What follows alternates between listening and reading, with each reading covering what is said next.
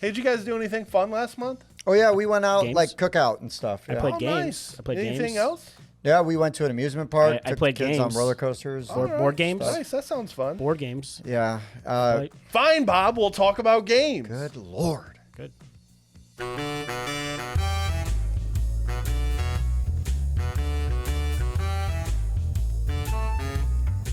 Hey guys, I'm Tim, And I'm Bob. And I'm Mike. and this is the Board Game Rundown. Since we're doing a thing, we are here today to give you our top 5 games we played in June. Just to be fair, these are games that may not be out yet. They may be new. They may be old. They are just the favorite games that we played last month. Yes. All our other lists, we don't include stuff that hasn't been published yet. But for these, it's just, did you play it? Yes. Doesn't matter if it's out or not. So you may catch some upcoming Kickstarters in this list. That is true. That is true. We were at Origins as well. We were. So there's So There's a a lot lot of of games. Origins plays in here. yeah. This list could have been a lot longer, but for the sake of brevity, we are not Mine are doing that. all Origins plays. Oops, all Origins. Oops. All right, Bob, That's me why don't you get us rolling? with our number 5.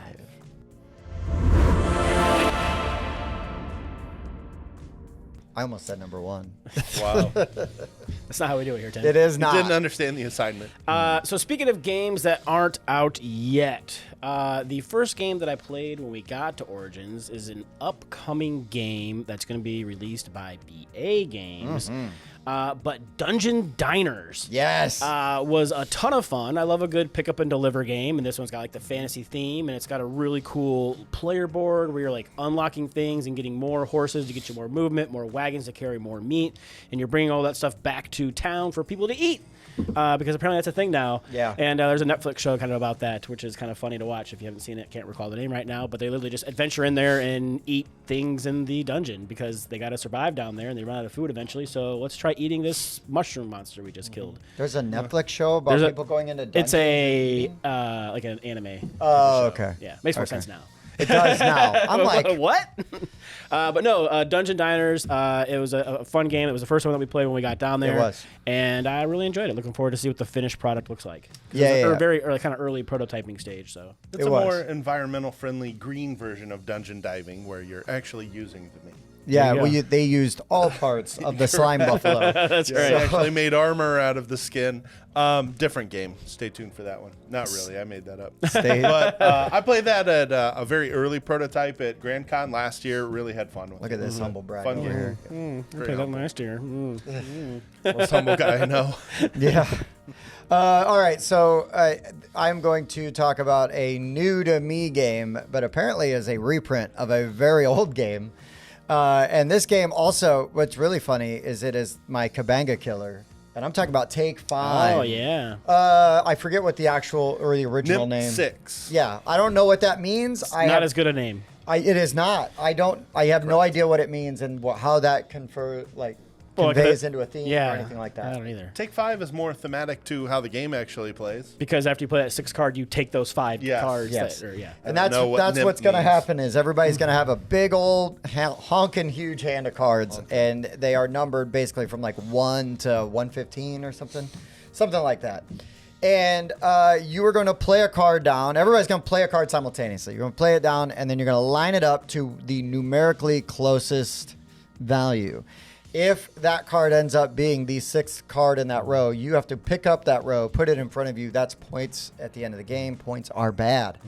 End of the round, really. Numerically closest, that's below your number 2, by the way. Because if Yeah, there's a yeah, 99 yeah. out there, you can't Correct. put a 98. Price is Right rules. You got to Yeah. go over. You can't go Well, that's under. the opposite of Price is Right Kind rules, of, but okay. You got the idea, though.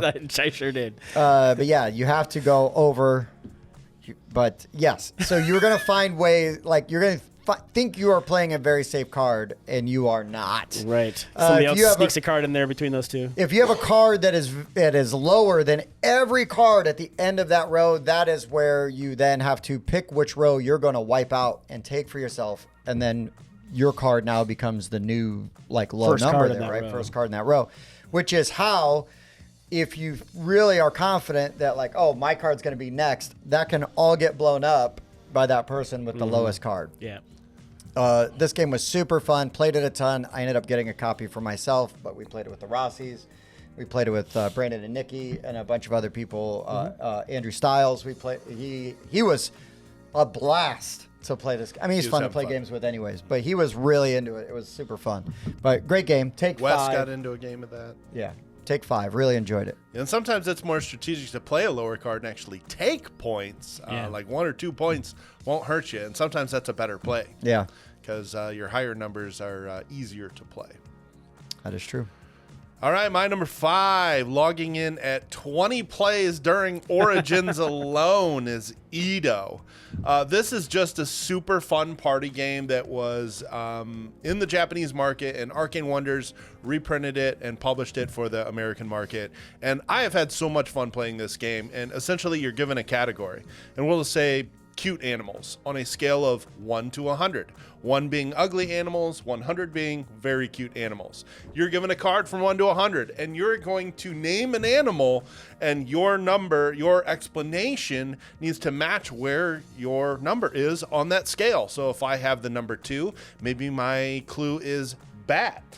Everybody's going to think, oh, wow, that must be really low because bats are ugly.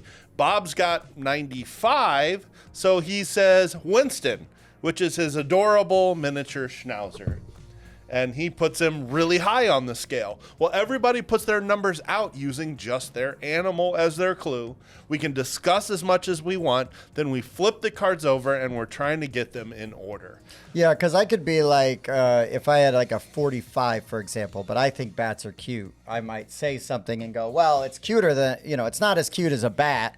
So I'm going to slide that down here. And then Mike is like, oh no, what have I done? No, oh my gosh. So you can have some, stuff like It's that, right? very Agreement. loose. There's very open discussions Yeah. about how you can play the cards, and ultimately the game says if you're having fun, just play it how you want to, really. And I just like how the people you play this with, this is true of many party games, determine how the game is played and like the descriptions of things, and it's very subjective knowing the people that you're playing and what they like and don't like, what they think is cute or what they think is ugly.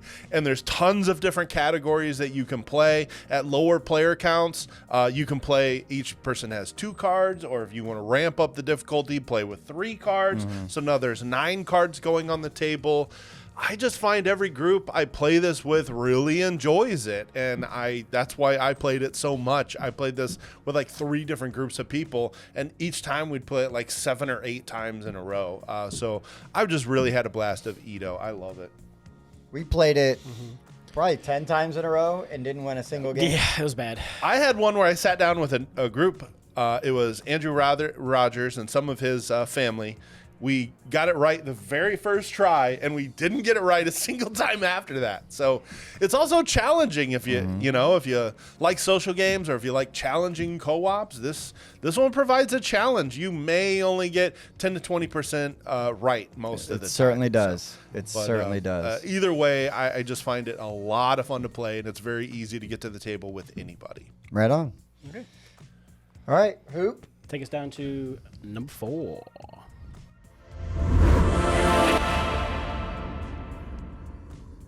So for my number 4, it's a game that Tim and I learned together, and I enjoyed it so much, regardless of the company, that I went out and bought myself a copy after. Well, I guess technically I traded for it. To be fair. fair. Age of Atlantis, though. Oh, heck yeah. Was super interesting, and like it came out a couple years ago, and like don't know how we missed it like on our radar at all. Like, and then Tim managed to pick it up at a show for pretty cheap. We played it and we're like, this is really good. Yeah. And you have these workers and you're putting them out on this board and you're building these different buildings that have different actions you can go to, but then also other people can go to your building and take those actions too.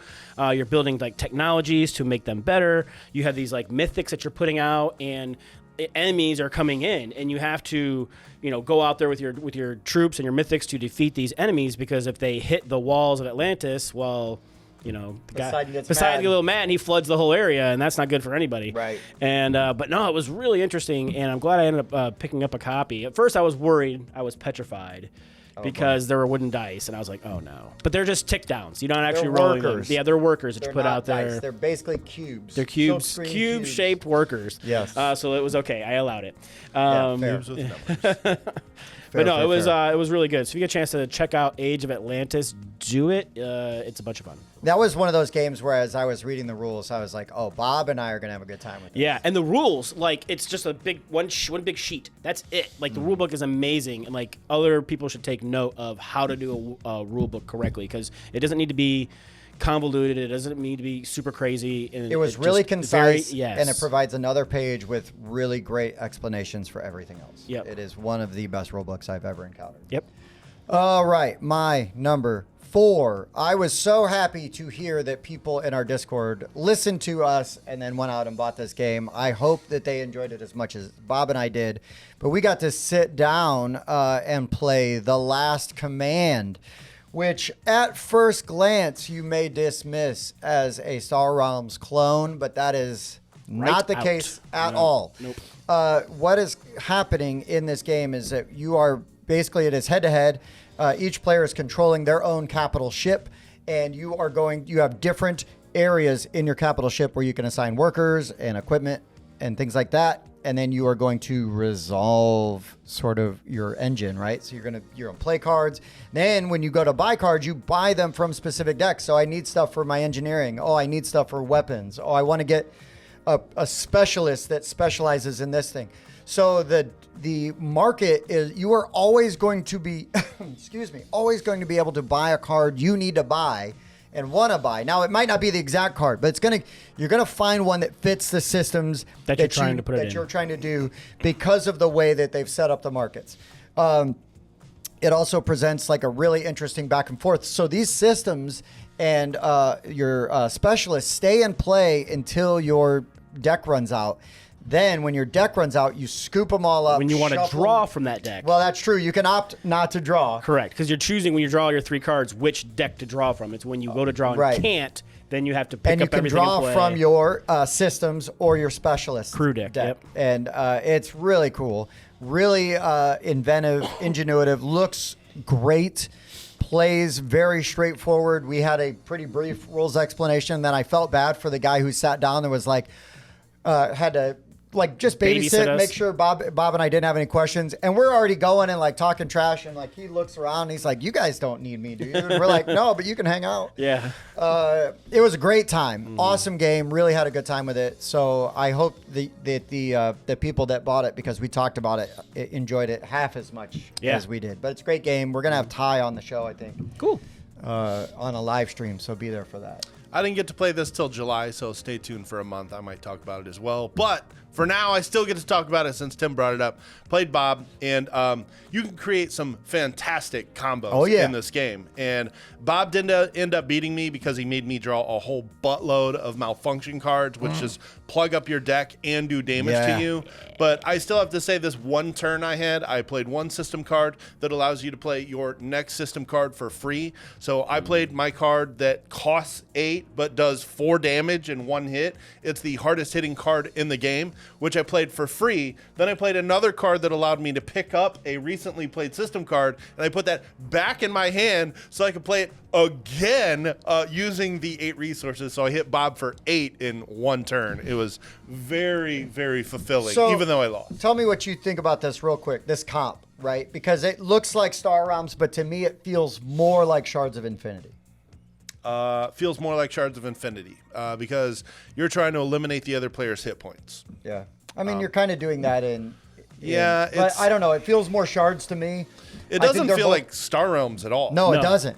It doesn't. It's in space. That's the likeness. connective tissue. This has got spaceships too, so it's exactly like every other Some of spaceship the game. iconography, like it uses gold, but it plays very, very differently. I enjoy it much more than Star Realms. Me too. I'll just tell you that. Me too. Yeah. It's a blast. Good pick. Literally, when Bob shoots you, or you hit Bob for 8. Well, you don't have to keep talking about that. That was fun. I lost though. All right. So speaking of games that aren't out yet, I sat down for. Now I got to play this game for the first time last year. It was still in prototype form, and I wanted to refresh up on the rules, so I sat down for Goats and Goblins from Yeah! BA Games. Nice. This game is just so much fun. It's a push your luck system where you're basically goblins and your goats have gone into the cave. So the cave leader is going to say how many cards they're going to reveal from the deck. 6. Everybody else simultaneously and secretly reveals, are they in or are they out? And then the cave leader is going to start revealing cards. If you reveal 3 sum of cave-in cards, then the expedition fails and everybody who was out gets to split up all the spoils that were recovered. If you succeed and the cave doesn't cave in, everybody that's in gets to split up all of the gold cards. And by the end of the game, whoever has the most gold wins. And there's different ones that score different ways. They're not just, score 3 for this. Some of them are, you have more points if they're even. Some are more points if they're odds. There's special ability cards. You can force them to reveal 2 more cards. If you're one of those people that was out and they're like 1 more cave in away from busting, you could make them draw more cards. Yeah. It's just a really fun, light push your luck game, and I like how even when it's not your turn, you're involved. You're still affecting how many cards they're going to draw by playing special ability cards. It's going to hit Kickstarter soon. You should check it out. It's a lot of fun. Yeah. Big fan. I got to teach it for a day I say a day for 2 hours at Sounds like a Origins. full It day. was fun. Depends who's drawing up the shifts. Yeah, that's true. Oh boy. That's funny. All right. So is that going to take us to number 3?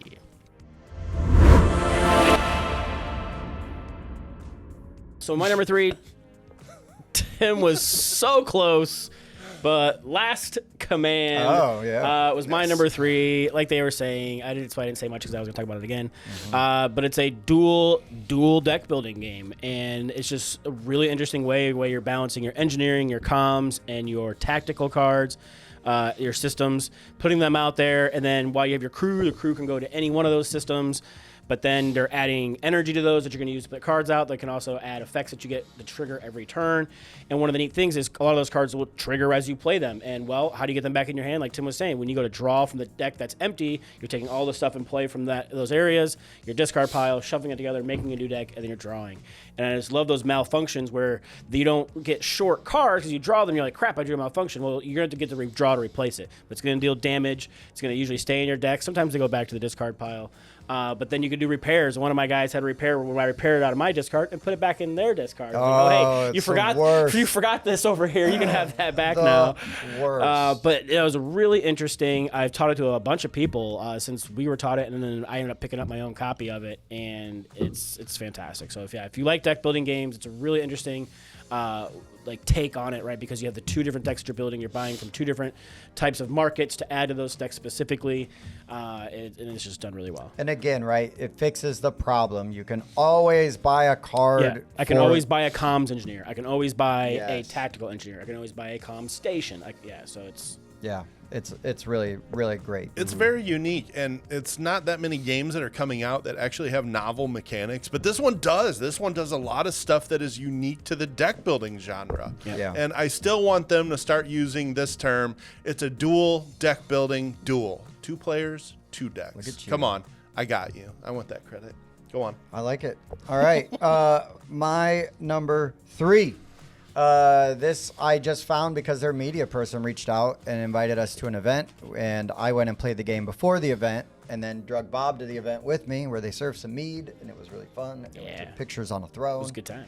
And I'm talking about Sage Stones from Yeah. TNT Laserworks, I believe Yep. is the company. But I had the opportunity to kind of hang out with Ted, the designer, and Sage Stones is so neat and straightforward. It's really cool. You're basically rolling 3 D3 dice. Yep. And you are going to, based on the total number that you roll, place one of your stones on this grid. So 1 through 9. And then if you roll, what? It's not 9? Well, it's not 1 through 9. Oh, 3 through 9, excuse me. Yep. based on the total of the die that you roll, if you roll a 1, 2, 3, you miss your turn. Yeah, lose your turn. If you roll triplets, right? 1, 1, 1, 2, 2, 2, or 3, 3, 3, you get to go again. So you place a stone and go again.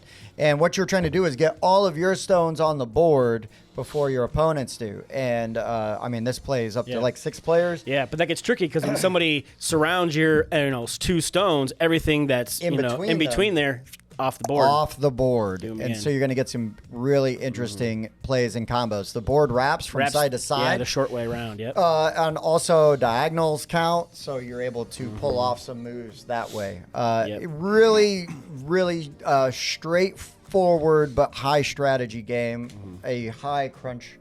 CPR, high on the CPR rating. High crunch per rule ratio. And what I thought was really neat is so like the base game is like a leather scroll, and then the ends have these pockets that you unzip. You put all your dice and stones in there, and then it rolls up. It's got little leather bits on there to tie it up, and then you travel with it.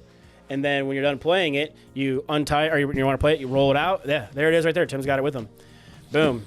Fantastic travel solution. There it is. Bam, that's fantastic. And you got the rules in one end, you got your bits in the other end, and that's how you play. And they also have, like, while this is awesome, beautiful laser-cut, lacquered boards that have, like, the rules on the back, something you can kind of, like, pass down. You can hang it on the wall. Heirloom quality, right? Heirloom quality. They're super nice. Yeah, they did a great job. Really cool people, too. Really glad we got to meet them. Big fans, and can't wait to see them at Gen Con. Yeah, they're going to be there. Sage Stones. Yeah. Yep. Fun, quick little abstract game. All right. All right, my number 3, I bought at Origins and played a whole bunch. It's Mythical Dice. Ooh, I haven't played mine yet. So this has been rethemed and republished a couple times. It was originally Skull King Dice, and then it was Mino Dice, and now it's Mythical Dice, published by Yellow. And basically, this is a dice trick-taking game. And so, like Skull King, you're all going to simultaneously determine how many tricks you think you can take. So you bid. You can bid 0, and 0 gives you 10 points depending on the round it is. The game can go up to 8 rounds. So if you bid 0 in round 8, you can get 80 points for not taking any tricks. But it's interesting because there's different colors of dice. You do have to follow suit, and the dice are set up very differently. The grays only have like 1s and 2s, but they also have white flags, which are losses. But they also happen to have one side that has a 7 on them, whereas your reds go from 5 to 7. So they're weighted very differently. There's also the mythical dice that also have, they represent mythical creatures. There's a griffin, there's a minotaur, and there's a mermaid. And if you roll their wings, they beat any number. So the way the dice are kind of created and weighted differently, and of course that bidding system from Skull King. And when you make trick taking a dice rolling game, it adds this extra excitement element to it. I'm bidding based off the color of my dice. I don't roll them until my turn. So I may have the best die in the game, but it still has a white flag on 2 sides. So you can still lose with the best die. And so it's just hilarious and a ton of fun, that sort of not knowing exactly what you're going to get when you get to roll. Plus trick taking, I thought Mythical Dice was a blast. Yeah. Yeah, I haven't played yet. I just learned that recently with you, and that was actually pretty fun. I saw you playing that a ton during Origins, but I just recently played with you. Maybe I'll talk about it next month. We'll see. I've been playing a lot of games, but it was very interesting. Like you said, like, oh, yeah, I got that red die. That beats, like, everything else mostly, right? And I roll it, it's a flag, and you're like, really? Or, like, when somebody bids 0, and you're like, yes, take those tricks, you know? Yeah, forcing them. Yeah, Forcing you them to take lose it. points if you miss your bid. Yeah, don't sandbag too much. Yep. It's really fun. All right. Going to take us down to number 2.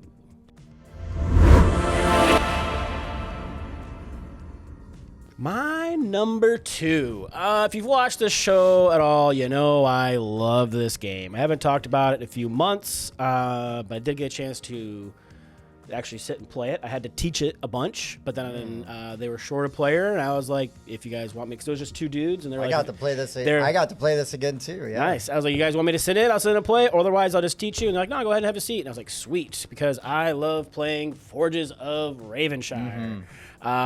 Taught it a few times while I was at Origins to some people, and then, like I was saying, I was demoing it for some guys, and there's just 2 of them, and they're like, was it not play good at 2? I was like, no, still plays good at 2. You guys will have a fun time. They're like, no, you can go ahead and sit and play, and I was like, bet, because I would love to play. So, yeah, I didn't even win, so good teacher award. Hey. And, yeah, Forge of Ravenshire, if you don't know by now, you should, but you are rolling dice. Everybody's going to roll your dice at the start of the round. You're going to place 1 down on the board. You're going to collect resources according to the number. You're going to pick up any different dice. You're going to gain resources according to the number. You're going to take that die, then according to the color, place it in the appropriate guild, and then run that guild and gain all the resources that guild allows you to get. Once everybody's done that 3 times, you're going to take those same 3 dice, and according to the number on them, place them over in your forge area and do a bunch of production where you're taking wood, you're turning it into charcoal, you're taking charcoal, you're taking ore, you're turning it into steel, you're using your leather and all those ingredients to produce these different contracts that you have gotten. You can put mithril finish on it, ember gem finish on it, and you're trying to collect as much money as you can to see who the new forge master is going to be. But it's fantastic. Yeah. It's a great game. Yeah. Great game. Great game. Love the combos you can get out of those guilds that you can create really fun combos there. And I like how, as a dice placement game, no number's bad. Yep. 1s are just as valuable as 6s. Yep. Yeah. Low numbers good on one, high on the other side. In the middle, there's even a couple with 4s. Yeah, are good. they balance Threes the and worker 4s. placement spots. They did. Really well. It is one of my favorite engine Yep. builders of all time. And there's plenty of dice mitigation just in case you need to change any of that Tons. stuff. Yeah. So, yeah, it's a really good worker placement type of game. Engine builder. Not much feels bad, not at all. Uh, All right, my number 2. It is just becoming a tradition that I am loving, and that is because we played a ton of tumbling dice. And despite them for making fun of my misprinted board, which then I used a Sharpie to correct. Yeah, it's to your advantage. And then once we did that, we started having the winners of our game sign the board, which turned into a very fun tradition. And like QsCon, we ended every night playing tumbling dice. Just an absolute blast, fun, great groups of people, trash talking. We had a big old tournament for some new QsCon 2025 dice, which I did not win. I was pissed about. I wanted those I wanted to keep them in my game. Yeah. As another player expansion. There you go. But yeah, man, tumbling dice is awesome. Love it. Really. If you're not aware, what you do is there's a tiered board, and you're gonna flick a 6-sided die. The value showing when it is landed, the value showing is multiplied by the tier that it's on. But there's a problem. Everybody's going to go, and you're going to take your turn. I'm going to flick my die. Bob's going to do his. Mike's going to do his. Then I'm going to go again. And you can knock people's dice off of the board into different levels, higher scoring levels. You could change their value higher or lower depending on how it lands. It is just pure chaos, Yeah. but the stories that we get to tell from doing it and all the jokes. Yeah, I left this one off my list because I played it a bunch with Tim. It's our night capper, right? Yeah. As once the hall closes down, we find I would say a quiet spot, but it's not when we're there. Nope. To play, and we yell at each other. We make fun of each other. We talk shit. We have a great time. It's the best. My copy actually came with a polyhedral set for each color, so that you can use different types of dice for the flicking and stuff, which would be super interesting. You can absolutely. But you could always just add it if your version doesn't come with it. You just buy some extra dice and play with it. So. Or just fish out all the extra dice you had from years and years That's of right. D&D. Sitting around, yeah, for sure. But no, it's a great time. It's a fun game, and I mean it's a dexterity game, but I mean, Yeah, it's chaos. you're having fun. Yeah. All right, Mike. It's a blast. It's our night cap at cons now. All right, my number 2, a roll and ride I played for the first time, and it is Trails of Tucana. Said this wrong. This is a flip and write. So actually what you do is you flip 2 terrain cards over, and these 2 terrains represent a map that you have on your board.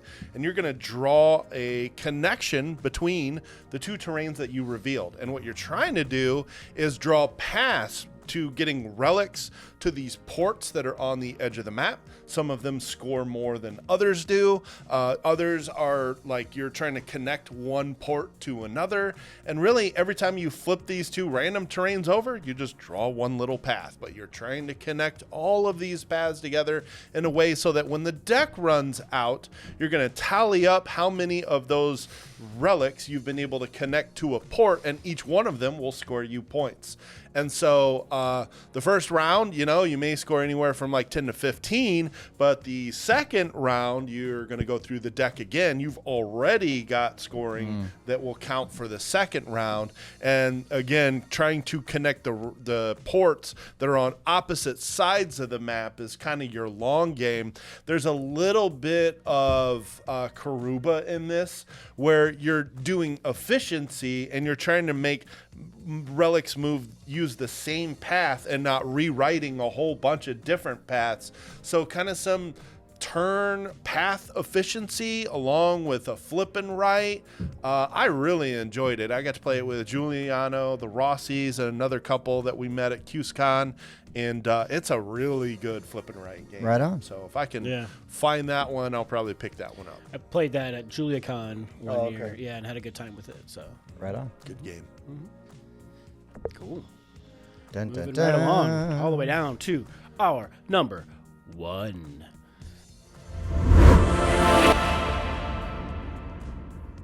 So my number 1 is kind of bittersweet, honestly, because the group I'm playing this opts to play this more than they want to play Magic here lately. But my Magic buddies, I introduced them to Slay the Spire, and we have been playing the crap out of some Slay the Spire. Instead of Magic, what a shame. I know.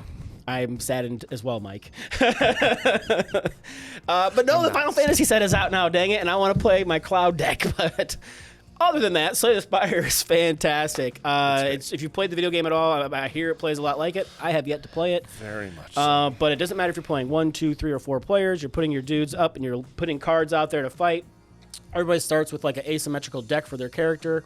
Then as you fight through and you're working your way up the spire, you're gaining cards to your deck off of a special deck that's built just for your character. So they're super thematic for the character. And then you have a rare deck that has like even stronger cards that you have a chance to add to there. And you're just going through, you're fighting monsters, you're visiting campsites to upgrade cards, you're fighting treasure to give you like abilities. And you play through the first act, you fight the boss, awesome. You won, cool. Now you get to start back at the bottom of the spire, go against harder monsters during Act 2.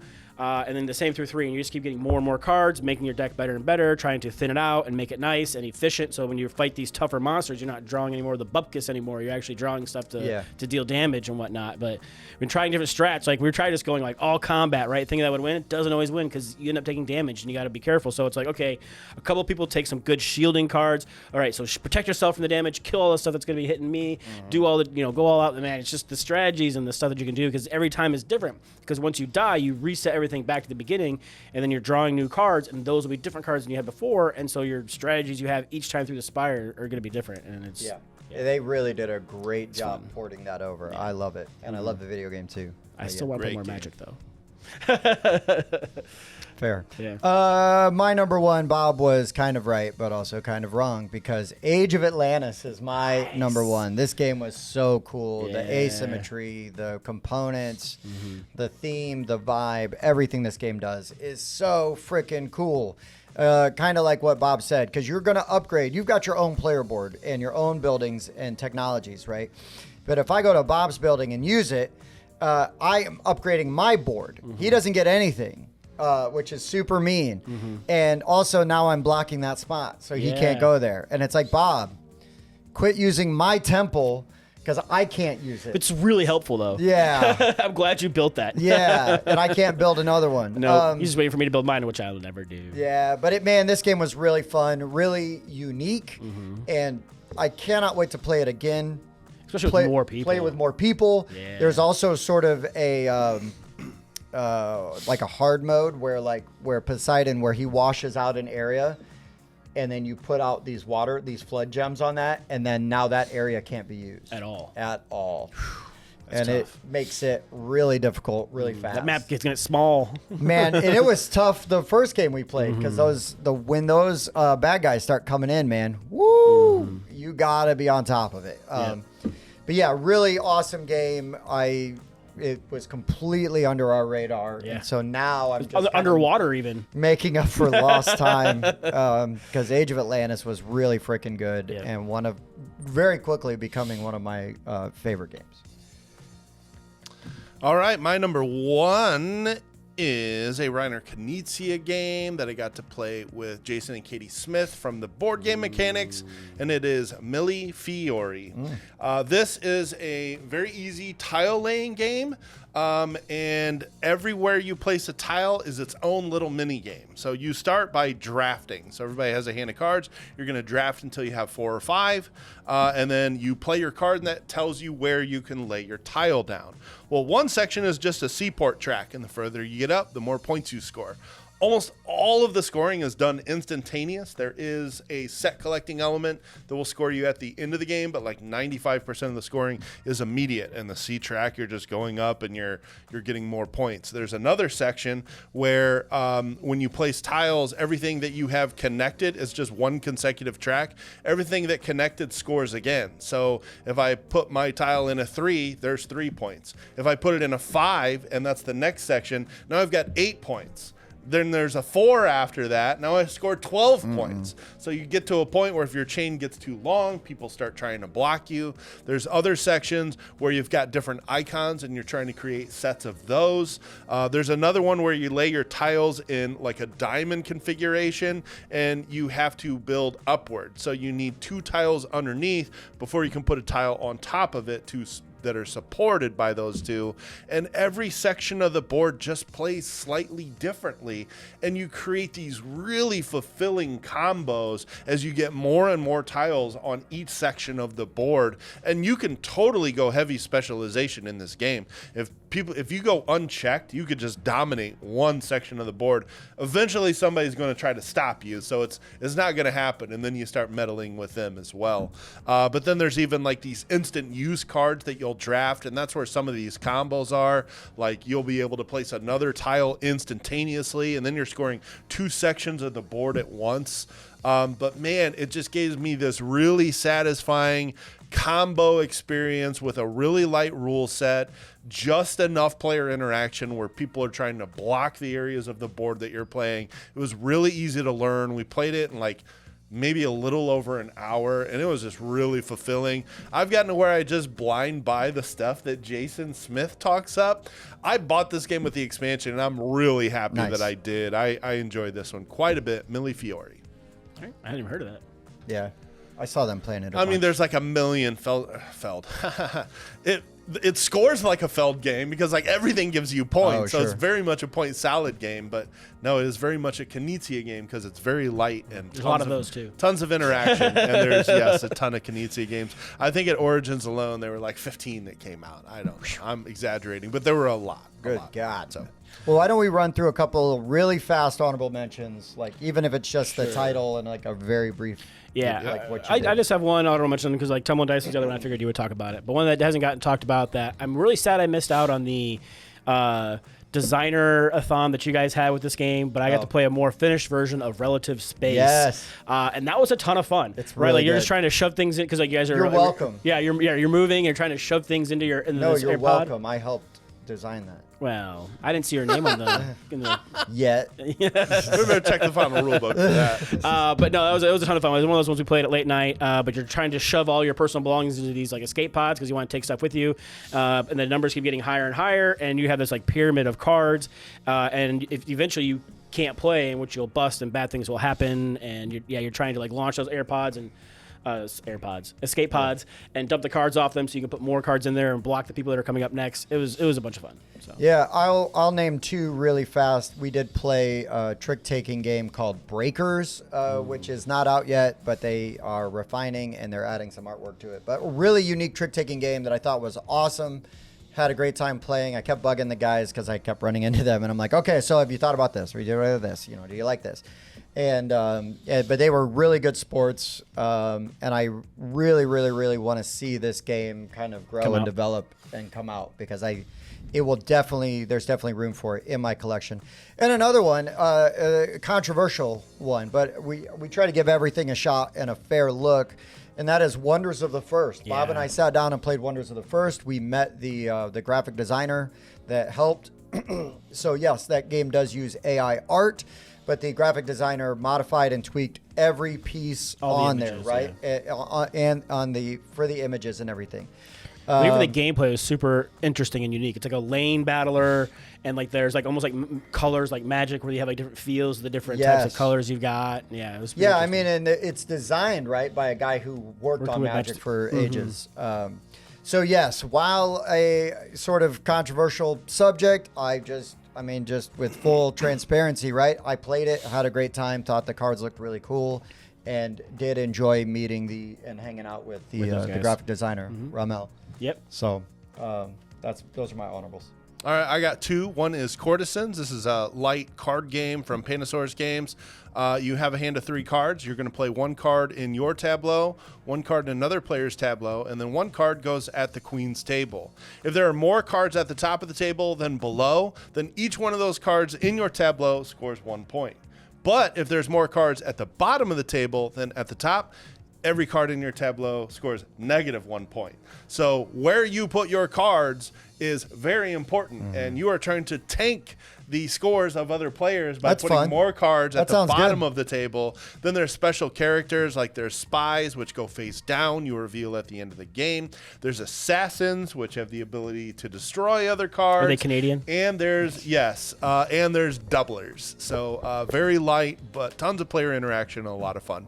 Last one you guys might have forgotten about. This was our kind of Sunday cap to the Origins weekend, and it was Skullduggery. Skullduggery was this very fun pirate themed Oh, yeah, game that was fun. where you have 4 cards face down in front of you. Each one has a gold number on it. And then you're drawing cards from the deck, which allows you to manipulate how all of these cards are done, because this is your score at the end of the game. So if I flip over 9, 3, 2, 1, I've got a fantastic score other than 9,000. Yeah. 9,321. But Yes. if I can take my 1, maybe a card allows me to look at it and know that it's a 1, because you don't look at these cards first. You just put them down not knowing what they are. If one card lets me look at it, then a different card allows me to take it and put it in someone else's tableau at the front. I've just given Tim a really low score by putting my 1 on his far left column. So really found this game a lot of fun. Low price point, tons of player interaction. Yeah, Skullduggery was good. Yep. Well, all right, guys, that was the games we played in June. It was action-packed because we were at Origins. I imagine that our July plays will also have a little bit of crossover with Gen Con because A day's worth at least. yeah, because there'll be some of that. So stay tuned. Also, if you found this video helpful, informative, or fun, please consider liking, subscribing, thumbs up, ring the bell, do all the things. Join our Discord.